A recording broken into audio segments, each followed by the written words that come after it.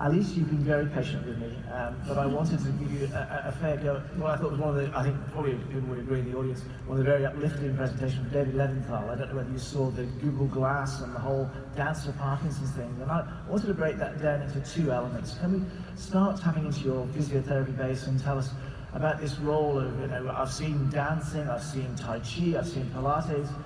What's the data telling us? Well, I think there is a hopeful message, of course, from the effects of exercise are pointing in the direction that we can actually have small effects, because I think that exercise and rehabilitation effects are always smaller than those of medication. But certainly they seem to have an impact. I think if you're asking me which kind of exercise, because you're talking about Tai Chi and dance, and you're talking about a number of exercises that are very generic, that you can apply to anyone or any disease almost. And I think important is, of course, in the choice of exercise that you like it. Because you have to be able to do it and to sustain it. So if you like it, then the compliance is better and the likelihood that it has an effect is better. But I also think that exercise should be doing more than just triggering a generic effect. I think you can have much more focused exercise, which I think is a trend as well, which if I've been listening to the sessions today, I see that there is more and more a trend towards really trying to tackle the problems of the disease. One of these things, for instance, that came out of the sessions that I've been to is that there's a greater awareness of how cognition impacts on motor behavior. And as a result, therefore, interventions, exercise interventions that tackle both cognition and motor aspects at the same time seem to be even more effective than just generic forms of exercise. Now, of course, exercise is to a certain extent always cognitive as well, because you're having to follow instructions, you're having to think about what you do. But what I think is a nice trend is that technology is being increasingly invading the field of exercise. This is what I'm asking you. I mean, this morning's presentation we had this Google Glass thing, and I keep hearing something called wearables. It's a buzz term at the moment. Just tell us a little bit about what this technology is and where you think it might help us. Well, I was quite struck this morning because I also went to a session on surgery on DBS, and I also went to the levodopa session. Yeah. And what came out in all these big sort of areas of treatment is that there's more and more people interested in smart application of DBS, smart application even of levodopa, just giving it when you need it.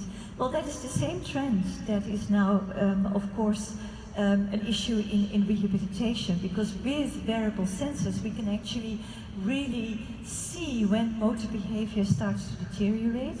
And at that moment, it would be great then to get an instruction or get a cue to be able to correct that deterioration of movement. And those Google Glasses is an example of that. It is also quite a cumbersome device, in my opinion. So I feel that there are now technological devices being designed which are unobtrusive, and that sort of really relates to the wearable sensors as well, so that people can wear it in a very discreet way, and at the same time get input and impulses at the moment that they need it. And I think so in same line as the Google Glasses, but in a more unobtrusive way. So, and I think that's the way forward. So what everyone would like to know from you is, if you're not somewhere where you can go to a Parkinson-specific program for exercise and this, what is it that they can do that would empower themselves? Should they go out and buy one of these wearables, or get an iPhone app, or is there something else that you would advise? Just the patients who haven't got that access. Mm-hmm. Yeah. Well, of course. Well, then there's a point for the patients perspective. Yes, please. Yes, please. Yes, please. I just want to say that one of the good news messages is exercise is good for you. Yeah. It's good for the Parkinson's patient, but I mean, the reason why it's good is it's making you do a workout by doing movements that's not normal for you, not parts of the automatic system. You have to force yourself to do the movement. That way you can actually get some benefit from exercise. Now, I'm a lazy sort of person normally, and when I'm really lazy, I just go for a ride downhill on the bicycle, you know. But pedaling back up the hill again, that's what really gets my heart going.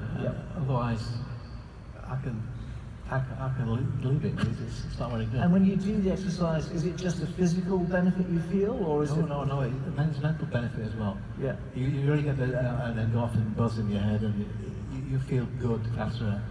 So the question I'm asked all the time, Alice, is how much should I be doing, doctor? How much exercise should I be doing? And I usually waffle and wave my hands, and I'll be able to tell them. Alice says this is the amount of exercise minimum. Well, there is a recommendation for that, which is also published in the evidence-based guideline of physiotherapy, that patients with Parkinson's disease should at least have 3 sessions a week of at least 30 minutes of moderate intensive exercise. So that is the general guideline. But of course, I feel, and that is one of the difficulties, by the way, of being a researcher in this field, and it's easier for doctors because they have easier doses that they can prescribe to patients and vary the doses.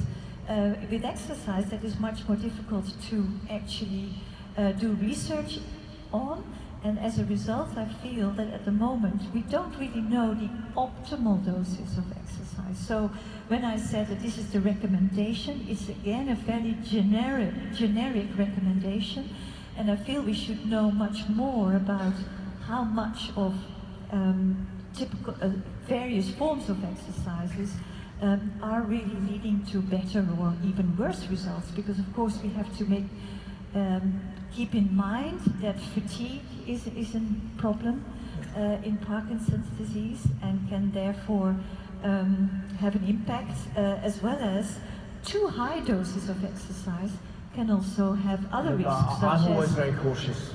Always very cautious in my own practice. Can I ask Alice a question? I'd love to. You mentioned there are 4 exercises for both cognition and physical at the same time. Could you just tell us what that is? Yes, certainly. Yeah. Well, I went to a session whereby they combined treadmill training. While patients were on the treadmill, they were looking at a computer screen, and at the screen they had to solve cognitive problems, such as they had to make sure that they knew where they were going and that they had to choose the right route. They had to also respond to cognitive tasks while they were on the treadmill as well. So they were actually training both motor as well as cognitive functions at the same time. So there you go.